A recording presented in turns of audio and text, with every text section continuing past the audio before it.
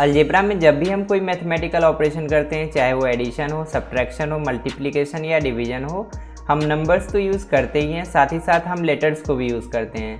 Letters जिसमें कि ए से लेकर जेड तक कैपिटल या स्मॉल कुछ भी हम यूज़ कर लेते हैं।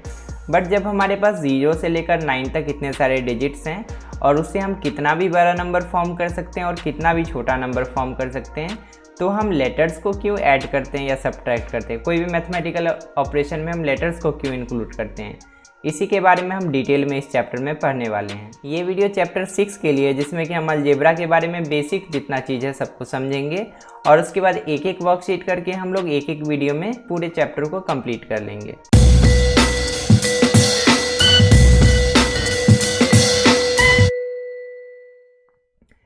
अलजेब्रा को बेहतर तरीके से समझने के लिए सबसे पहले हम उसका 2 यूसेज देखेंगे कि हम लोग मैथमेटिक्स में कहाँ पे और किस किस तरीके से अलजेब्रा को यूज़ करते हैं। इस चैप्टर में मेनली हमें 2 यूज़ के बारे में पढ़ना है। पहला उसमें से है टू एक्सप्रेस एनी फार्मूला। हम लोग अलजेब्रिक एक्सप्रेशन का यूज़ करते हैं किसी भी मैथमेटिकल फार्मूला को रिप्रेजेंट करने के लिए। उसके बाद उसका दूसरा यूज है to find any unknown quantity. अगर कोई भी अननोन क्वांटिटी है मैथमेटिक्स के किसी भी फार्मूला में या किसी भी क्वेश्चन में, तो उसको फाइंड करने के लिए हम लोग अलजेब्रा का यूज़ करते हैं। तो सबसे पहले हम देखते हैं कि किसी फार्मूला को हम लोग अलजेब्रा की हेल्प से कैसे एक्सप्रेस करते हैं। अब देखो, रिसेंटली हमने एरिया और पेरीमीटर पढ़ लिया था, एक वीडियो मैंने अपलोड कर दिया है, उस वीडियो को देख लेना अगर पढ़ना है तो। चैप्टर 15 का वो वीडियो है। तो उसमें हमने पढ़ा था कि एक रेक्टेंगल का जो एरिया होता है उसका भी कुछ फार्मूला होता है और पेरीमीटर का भी कुछ फार्मूला होता है। तो उस फार्मूला को हम लोग कैसे लिखते हैं? हम लोग ऐसे लिखते हैं, area is equal to L into B, जहाँ पे एल क्या रिप्रेजेंट करता है इस रेक्टेंगल के लेंथ को और बी क्या रिप्रेजेंट करता है इस रेक्टेंगल के ब्रेथ को, यानी कि चौड़ाई को। अब देखो, इसका पेरीमीटर का भी कुछ फार्मूला होता है। पी इज इक्वल टू क्या होता है, 2 इंटू एल प्लस बी, मतलब इसके चारों साइड के सम को हम लोग ऐसे करके 2 इंटू एल प्लस बी, हमने इसके बारे में डिटेल में पढ़ा था कि ये सब फार्मूला कैसे आया। अब देखो, यहाँ पे हमने नंबर्स के बजाय यहाँ पे लेटर्स को मल्टीप्लाई किया है। ये एल जो है ये भी एक लेटर है, बी भी एक लेटर है, दोनों लेटर है। यहाँ पे भी हमने ऐड किया है 2 लेटर को, तो हमने क्या किया, मल्टीप्लाई किया, ऐड किया। इसी तरह से बहुत सारे फार्मूला होता है जिसमें कि हम लोग डिवाइड भी करते हैं और सब्ट्रैक्ट भी करते हैं। एक इम्पॉर्टेंट टर्म यहाँ पे है कि अलजेब्रिक एक्सप्रेशन क्या होता है। जब भी हम किसी भी लेटर्स के साथ और नंबर्स के साथ कोई भी मैथमेटिकल ऑपरेशन कंप्लीट करते हैं तो हमें एक इक्वेशन मिलता है। जैसे कि हमने यहाँ पे एक मैथमेटिकल ऑपरेशन किया है, 2 multiply by L plus B किया है, तो हमें एक इक्वेशन मिला और इसी इक्वेशन को, इसी एक्सप्रेशन को हम लोग बोलते हैं अलजेब्रिक एक्सप्रेशन। इसको भी याद रखना अच्छे से। अब देखो, इस अलजेब्रिक एक्सप्रेशन में क्या है, एक ऐसा नंबर है जो कि कांस्टेंट है, जो कि कभी नहीं बदलता है। बचपन से 2 है तो 2 ही रहेगा, वो कभी बदलने वाला नहीं है। और यहाँ पे कुछ ऐसे लेटर्स भी हैं जिसका वैल्यू चेंज होते रहता है, हर एक क्वेश्चन में अलग अलग रहेगा। जैसे कि रेक्टेंगल से रिलेटेड कोई भी क्वेश्चन देखोगे, चैप्टर पलट के देखोगे, तो हर क्वेश्चन में लेंथ का वैल्यू अलग अलग रहेगा और ब्रेथ का वैल्यू भी अलग अलग रहेगा, मतलब ये वैरी करता है। इसीलिए इस वाले लेटर वाले पार्ट को हम लोग बोलते हैं वेरिएबल, इस वाले पार्ट को हम लोग बोलते हैं कांस्टेंट, ठीक है, और इस वाले पार्ट को हम लोग बोलते हैं वेरिएबल। इस वेरिएबल का एक और नाम है जिसको हम लोग बोलते हैं लिटरल नंबर, ठीक है, जो कि बुक में भी दिया होगा। This part is called literal number, ठीक है, यहाँ पे मैं लिख देता हूँ इसको, लिटरल नंबर। तो ये सब इसका कुछ कुछ टर्म्स है, इंपॉर्टेंट टर्म्स है, इसको याद रखना। अब देखो, ये तो समझ गए कि हम लोग अलजेब्रा का यूज़ करते हैं फार्मूलाज लिखने के लिए। इसका दूसरा यूज है to find any unknown quantity, किसी भी अननोन क्वांटिटी को फाइंड करने के लिए। तो जैसे देखो कैसा क्वेश्चन रहेगा, जैसे कि पूछा जाएगा कि हम लोग किस नंबर को 15 में ऐड करें कि हमें 30 मिल जाए, ठीक है। ऐसे क्वेश्चन रहेगा कि which number should be added to 15 so that we get 30 as a result. तो यहाँ पे हम लोग थोड़ा सा दिमाग लगाएंगे तो हमें पता चल जाएगा कि यहाँ पे 15 फिल करना होगा, क्योंकि 15 में ही अगर हम 15 ऐड करें तो हमें 30 मिलता है। बट इसको हम लोग प्रॉपरली अलजेब्रा से फाइंड कर सकते हैं। देखो, इस अननोन नंबर की जगह पे हम लोग पुट करेंगे x, एनी लिटरल नंबर, कोई भी नंबर हम लोग यहाँ पे पुट कर सकते हैं between a to z, a से z तक कोई भी हम लोग पुट कर सकते हैं। तो यहाँ पे x लिख दिए हम और प्लस 15 करेंगे इज इक्वल टू 30। यही हमें मैथमेटिकली बताया गया है। मतलब एक अननोन नंबर में अगर हम 15 ऐड करते हैं तो 30 हमें मिलता है। तो ये अननोन नंबर क्या होगा यही हमें फाइंड करना है, मतलब x इक्वल टू क्या होगा यही हमें फाइंड करना है। तो जब हमें x इक्वल टू चाहिए मतलब इस वाले साइड में हमें x सिर्फ चाहिए, ठीक है, और बाकी को हम लोग उधर भेज देंगे। तो इस 15 को उधर भेजेंगे तो ये जो +15 है उधर जाके -15 हो जाएगा। तो 30 - 15, ये माइनस क्यों हो गया इसके बारे में जब हम लोग चैप्टर सॉल्व करेंगे तो डिटेल में पढ़ेंगे, बस यहाँ पे यूज इसका समझो। तो जब यहाँ पे माइनस करेंगे तो यहाँ पे बचेगा 15 और x हमें पता चल जाएगा 15। तो इसी तरीके के और भी कॉम्प्लेक्स इक्वेशन कोई भी है, जैसे कि यहाँ पे देख लो x/15 + 2 + 3.5 = 12। अगर ऐसा दिया हुआ है तो हम लोग इसमें अंदाज़ा लगा के नहीं बता सकते ना कि x के जगह पे क्या आएगा।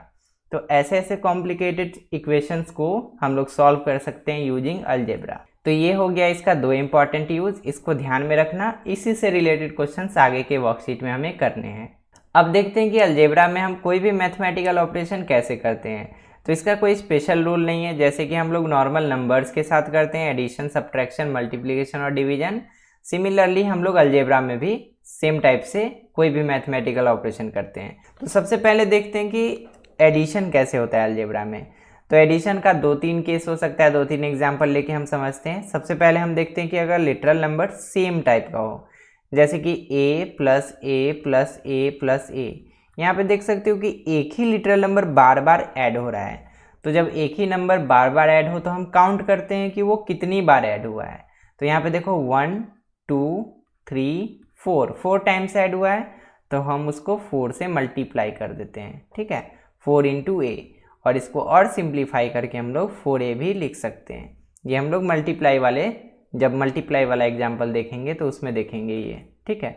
अब देखो अगर हमें एडिशन करना हो और डिफरेंट लिटरल नंबर हो, जैसे कि a + b + c + d, इस तरीके से हो, तो ये क्या होगा, ऐड नहीं होगा। क्योंकि एडिशन हो या सब्ट्रैक्शन हो, एकदम अच्छे से याद कर लो कि जब तक सेम टाइप का लिटरल नंबर नहीं हो तब तक हम लोग उसको कंबाइन नहीं कर सकते हैं, ऐड नहीं कर सकते हैं। तो ये जो है ऐड होने के बाद भी उतना ही रह जाएगा, मतलब a + b + c + d ही रह जाएगा, अनचेंज्ड रहेगा ये, ठीक है। अब देखो कि लिटरल नंबर भी हो और कोई नंबर भी हो साथ में, मतलब कांस्टेंट भी हो, तो क्या होगा, जैसे कि 4 + a + c + 5। तो यहाँ पे जो कांस्टेंट है वो तो ऐड हो जाएगा, कंबाइन हो जाएगा। 4 और 5 तो कंबाइन हो जाएगा, 4 5 कितना हो जाएगा 9, और a और c अलग ही रहेगा, +a + c। तो इस तरीके से इसका आंसर आएगा। एक और एग्जांपल ले लेते हैं, जैसे कि है 5 + 5 + a + a। तो यहाँ पे क्या होगा, 5 और 5 दोनों कांस्टेंट है, a और a दोनों वेरिएबल है, यानी कि लिटरल नंबर है। तो 5 5 हो जाएगा 10 और a क्या हो जाएगा 2a, ठीक है। जैसे कि यहाँ पे 4 टाइम्स a 4 टाइम्स a यहाँ पे था तो 4a हो गया, यहाँ पे 2 टाइम्स a है तो 2a हो गया। तो इसका आंसर हो जाएगा 10 + 2a। अब देखो इसका एक स्पेशल प्रॉपर्टी है। प्रॉपर्टी क्या है कि अगर हम लोग a + b करें, मतलब 2 लिटरल नंबर को ऐड करें, और अगर हम उसको रीअरेंज भी कर दें, मतलब b + a भी कर दें, तो दोनों केस में जो होगा आंसर सेम आएगा, ठीक है। a + b will be equal to b + a। अगर कहीं a + b लिखा हुआ है तो उसको अगर हम लोग रीअरेंज करके b + a भी लिख दें तो हमारा आंसर सेम आएगा। वही चीज़ नंबर के साथ भी होता है, जैसे कि 2 + 5 है और हम लोग इसको अगर 5 + 2 भी कर दें तो दोनों केस में तो आंसर सेम होता है। तो वही चीज़ यहाँ पे अलजेब्रा में भी फॉलो होगा। अब देखो जैसे कि हमने एडिशन में जो रूल देखा उसी तरीके से सब्ट्रैक्शन में भी है। सब्ट्रैक्शन भी हम लोग तभी कर पाएंगे जब सेम टाइप का लिटरल नंबर हो, यानी कि टर्म्स जो हो सेम टाइप के हो। जैसे कि यहाँ पे देखो a - a, यहाँ पे देख सकते हो कि दोनों a वाला टर्म है ना। तो यहाँ पे सब्ट्रैक्शन हो जाएगा, एक कंबाइंड रिजल्ट हमें मिलेगा। a - a करने पे हमें 0 मिलेगा। उसी तरीके से एक और एग्जांपल देखते हैं कि 3a - 2a। यहाँ पे क्या हो रहा है कि 3a में से 2a को हम लोग माइनस कर दे रहे हैं, तो क्या बचेगा 1a बचेगा। तो यहाँ पे आंसर आ जाएगा 1a, और इसको सिंपली हम लोग लिख सकते हैं a डायरेक्टली, ठीक है। उसके बाद देखो कि नंबर भी हो और लिटरल नंबर भी हो तो क्या होगा, जैसे कि 4, ठीक है, -2a। तो इस केस में क्या होगा, तो इस केस में बच्चे करते कि 4 - 2a करने पे लिख देते हैं आंसर 2a। 4 - 2 2 हो गया और a था तो a लिख दिए। नहीं, ये गलत हो जाएगा, तो ऐसा नहीं करना है। 4 जो है एक कांस्टेंट नंबर है और 2a जो है एक वेरिएबल है, यानी कि उसके साथ लिटरल नंबर है। तो इसका मतलब ये हो गया कि कांस्टेंट में से हम लोग लिटरल नंबर को सब्ट्रैक्ट नहीं कर सकते हैं। सेम टाइप का जब तक नहीं होगा तब तक वो सब्ट्रैक्ट नहीं होगा या ऐड भी नहीं होगा। तो यहाँ पे क्या हो जाएगा, इसका आंसर 4 - 2a ही रह जाएगा एज इट इज़। ठीक है, इसमें कोई बदलाव नहीं होगा। तो ये तो हो गया 2-3 एग्जाम्पल। अब देखते हैं इसका प्रॉपर्टी क्या है। अगर हम लोग दो लिटरल नंबर का डिफरेंस निकालते हैं, जैसे कि a - b अगर हम लोग करते हैं, तो वो जो होगा इक्वल नहीं होगा b - a के। ठीक है, वही चीज़ नंबर के साथ भी होता है। अगर हम लोग 5 - 2 कर देते हैं और उसको इक्वल करना चाहे कि 2 - 5 के हो जाए, तो वो तो नहीं हो पाएगा ना, क्योंकि 5 - 2 हो जाएगा 3 और 2 - 5 उसका जस्ट अपोजिट अगर हम लोग करें तो हो जाएगा -3। तो दोनों केस में जो आंसर आया दोनों इक्वल नहीं है। वही चीज़ यहाँ पे अलजेब्रा में भी अप्लाई होता है। तो ये बहुत इंपॉर्टेंट प्रॉपर्टी है, इसको याद रखना। अब देखो अलजेब्रा में मल्टीप्लिकेशन कैसे होता है उसको देखते हैं। लिटरल नंबर जब सेम टाइप के हो और मल्टीप्लाई हो रहा हो, जैसे कि a multiply a multiply a multiply a 4 times multiply हुआ, तो इसको 4a मत लिखना। 4a कब होता है, जब ये ऐड होता है 4 टाइम्स। यहाँ पे क्या हुआ है, 4 टाइम्स मल्टीप्लाई हुआ है और वो भी खुद से। तो यहाँ पे क्या इसका आंसर हो जाएगा a⁴। पावर हम लोग कब लिखते हैं, जब कोई नंबर खुद से मल्टीप्लाई हो। जैसे कि यहाँ पे देखो 5 टू दी पावर 5 है, इसका क्या मतलब हुआ कि 5 जो है खुद से मल्टीप्लाई हुआ होगा कितने टाइम, 5 टाइम। उसी को हम लोग यहाँ पे इस तरीके से लिख दिए हैं। तो वही चीज़ अलजेब्रा में फॉलो होता है, a multiplied by itself 4 times, इसका मतलब हो गया a⁴। उसी तरीके से अगर x मल्टीप्लाई x 3 टाइम्स है, तो इसका मतलब हो जाएगा x⁴। और उसी तरीके से x मल्टीप्लाई x इसी तरीके से n टाइम्स है, मतलब नंबर, मतलब n टाइम का मतलब हुआ कि कोई भी नंबर यहाँ पे हो सकता है, 5 टाइम 10 टाइम 100 टाइम्स, कुछ भी टाइम हो सकता है। तो अगर n टाइम्स है, इसका मतलब ये हो गया कि x⁴n हो जाएगा। ठीक है, n के जगह कोई भी नेचुरल नंबर हो सकता है। अब देखो इसका प्रॉपर्टी क्या है। अगर हम लोग एक और एग्जांपल पहले देख लेते हैं यहाँ पे डिफरेंट लिटरल नंबर के साथ, जैसे कि x मल्टीप्लाई y है, तो इसको सॉल्व हम लोग कैसे करेंगे। तो जैसे कि एडिशन और सब्ट्रैक्शन में सेम ही टाइप के लिटरल नंबर को हम लोग सॉल्व कर पाते थे, बट मल्टीप्लिकेशन और डिवीजन में ऐसा नहीं है। मल्टीप्लिकेशन और डिवीजन में हम लोग कर पाएंगे इसको सॉल्व। यहाँ पे देखो क्या हो जाएगा, x मल्टीप्लाई y, इसका मतलब ये हो जाएगा xy। ठीक है, मल्टीप्लिकेशन का सिंबल हट गया। xy का मतलब यहाँ पे मल्टीप्लाई का सिंबल छिपा हुआ है, हिडन है वो। उसी तरीके से रहेगा कहीं पे 4 multiply 3 multiply a multiply b, तो इसका क्या आंसर हो जाएगा, ये दोनों तो हो सकता है मल्टीप्लाई, 4 3 जा 12, और ये दोनों क्या हो जाएगा ab, तो 12 मल्टीप्लाई ab, और इसको आगे सॉल्व करेंगे तो ये हो जाएगा 12 ab। तो इसी तरीके से सॉल्व होता है। इससे रिलेटेड और भी हम लोग क्वेश्चन करेंगे जब हम लोग वर्कशीट सॉल्व करेंगे। अब देखो इसका एक इम्पॉर्टेंट प्रॉपर्टी क्या है, जैसे कि हमने एडिशन और सब्ट्रैक्शन में देखा है कि एक इम्पॉर्टेंट प्रॉपर्टी, तो यहाँ पे मल्टीप्लिकेशन में भी एक इम्पॉर्टेंट प्रॉपर्टी है। तो यहाँ पे क्या होता है कि अगर हम लोग एक लिटरल नंबर को दूसरे लिटरल नंबर से मल्टीप्लाई करें और उसका पोजीशन को चेंज कर दे तो आंसर सेम आएगा। जैसे कि a multiply b will be equal to b multiply a। अब यही चीज़ तो नंबर के साथ भी होता है। जैसे कि हम लोग अगर करते हैं 2 मल्टीप्लाई 5 और कर देते हैं 5 मल्टीप्लाई 2, तो दोनों केस में आंसर क्या आता है, 10 आता है कि नहीं। तो दोनों केस में जब आंसर 10 आया, वही चीज़ तो यहाँ पे अलजेब्रा में फॉलो हुआ। तो अगर ये वाला प्रॉपर्टी से कोई भी क्वेश्चन आएगा तो आप आसानी से कर पाओगे, इसको याद रखना। अब देखते हैं कि अलजेब्रा में डिवीजन कैसे होता है। डिवीजन जब भी हम करते हैं तो या तो सेम टाइप का लिटरल नंबर होगा या तो डिफरेंट टाइप का होगा। तो जैसे कि यहाँ पे देखो सेम टाइप का लिटरल नंबर कैसे होता है, जैसे कि a डिवाइड a, तो यहाँ पे क्या हो गया, a को a से ही डिवाइड हुआ है, तो इसका मतलब क्या हो गया, a बाई a। इसको हम लोग ऐसे भी लिख सकते हैं, ये दोनों कैंसिल आउट हो गया, आंसर आ जाएगा 1। दोनों कैंसिल आउट हो गया, सेम टाइप का लिटरल नंबर था। उसी तरीके से अगर ऐसे दे दिया गया कि 3a डिवाइड a, यहाँ पे क्या आंसर हो जाएगा, 3a बाई a। यहाँ पे a फिर से कैंसिल आउट हो गया, बच गया 3 आंसर। अब देखते हैं कि अगर डिफरेंट टाइप का लिटरल नंबर हो तो क्या करते हैं हम।